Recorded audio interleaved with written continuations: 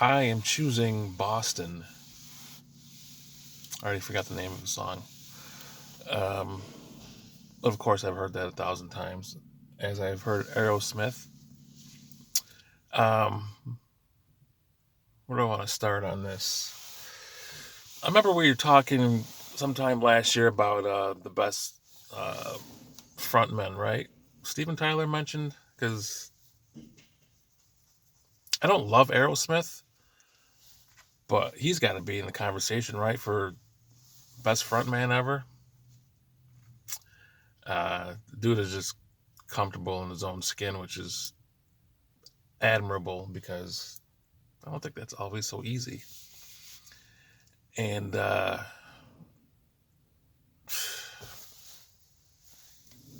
good is he? He's really good. And I remember Jim having a conversation with you years ago. Um, what is that song that is just legendary that I love by Aerosmith back in the 70s?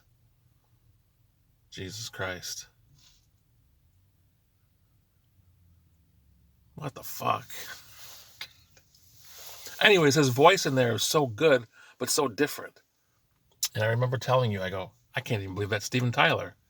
And you're like, yeah, he's amazing. He was even better back then. Oh, Dream On, right? Uh, he's he's good as shit, like really good. And he became so. Seems like he was everywhere for a while. I'm familiar with Joe Perry. I know he's in the group, but I mean, early '90s. I remember was it Pump, their album Pump, and there was another one in the '90s that was really good, and they were all over MTV. And Steven Tyler was everywhere, and then of course he was a judge on American Idol. Uh, Seems like a great dude. I also in that video noticed his hair was short. I've never seen it that short, so I'm wondering if. I mean, I probably haven't seen him on TV in a couple of years, but I remember he had long hair. I wonder if he wears extensions. Um, Sometimes I don't know, but good performance. I wish they would have shown the crowd in Japan. I wanted to see some Japanese people out there trying to sing "Back in the Saddle." Back in the saddle, right? Back in the shatter. Uh, that would have been good to see. But Boston, look, they look like absolute dog shit. The lead singer might be one of the ugliest people I've ever seen in my life. And the rest of the band isn't so hot either. But holy fuck. They're so good. I remember seeing, I wonder how I see all this shit. Must have been MTV or something, or VH1. But I remember seeing an interview with Richie Sambora,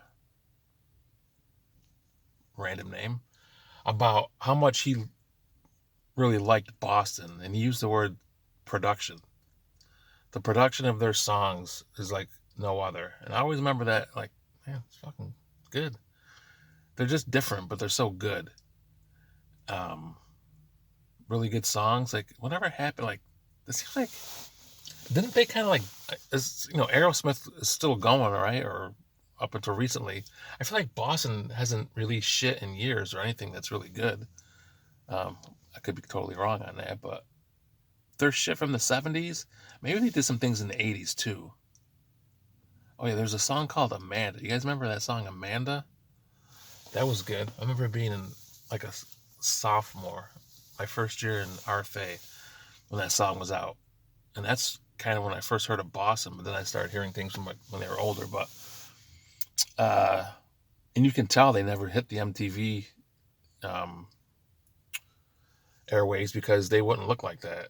They look like, holy fuck. Like, who gives a fuck what I look like?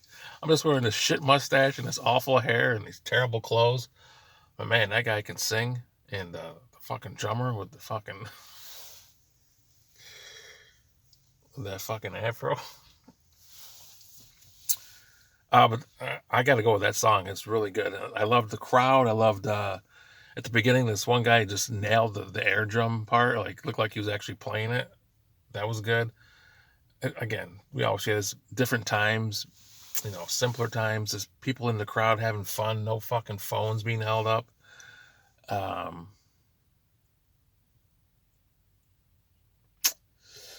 Good. Really, really, really good. I enjoyed it. So I'm picking Boston.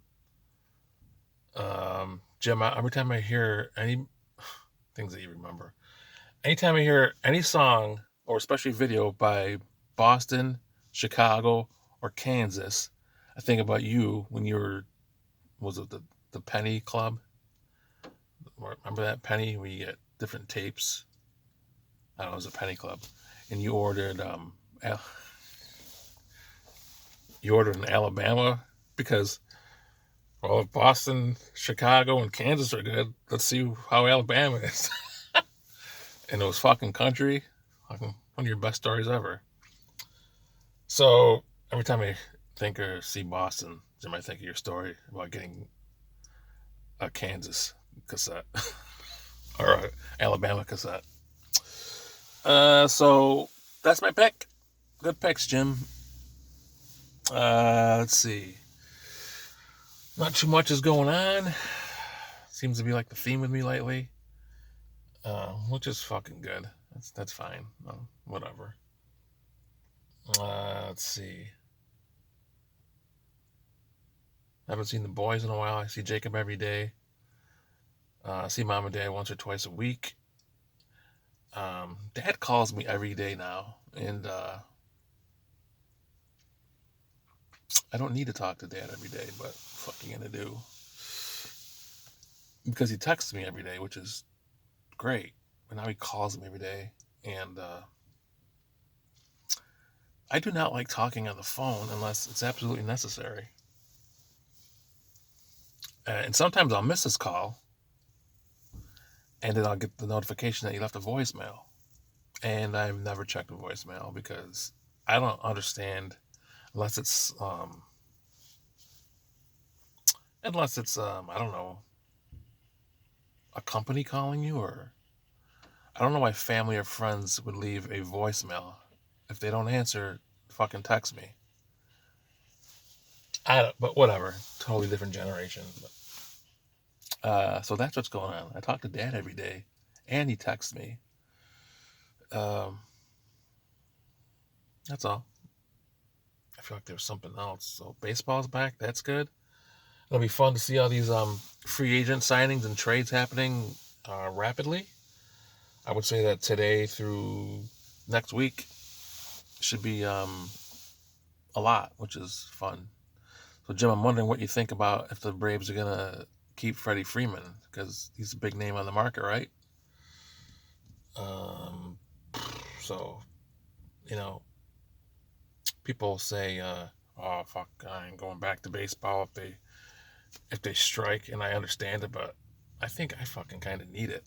Like, it's such a good thing to just keep my mind occupied, especially in the summer when you got long days, long nights, it gets dark late.